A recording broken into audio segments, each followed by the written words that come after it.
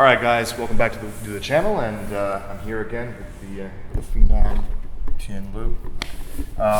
We're going over a hip heist with a heist into the front headlock, and then using the Schultz to control my opponent, and then going into a high wrist finish with the high elbow guillotine. All right, so here we are in the half butterfly guard, which is one of my guards of preference.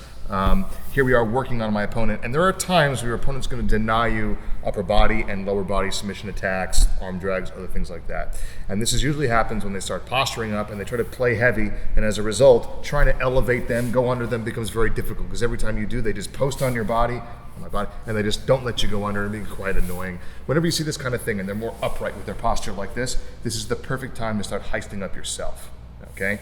Now, so here we are. If my opponent's engaged with me, this is also a good time to start looking for arm bars and other things, and arm locks and leg locks.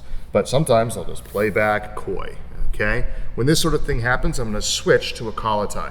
I'm not worried about forward pressure because he's not trying to get around my head. So having my cross shoulder post isn't a necessity anymore. So I switch to a collar tie, okay?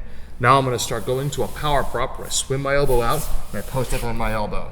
Now, when they're up, if I just try to go right into a heist right here, it's a little difficult, because as soon as I go up and I heist up, essentially I just offer my opponent a single leg.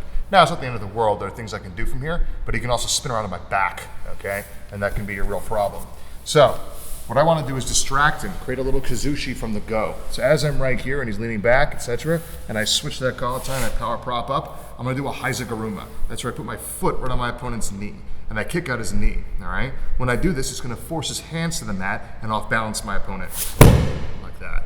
That's what I want. So now, as I heist up, I can heist up uninterrupted as he's distracted.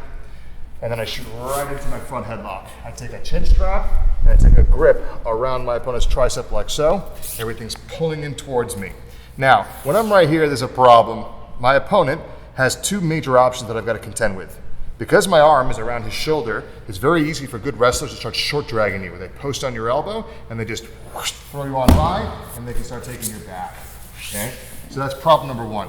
The other major problem from here, or if I go to like a double pitch tricep position, is he can do a peek out, where he's just peeking out, and he goes to my back again. So this position can be easily flipped on you very quickly.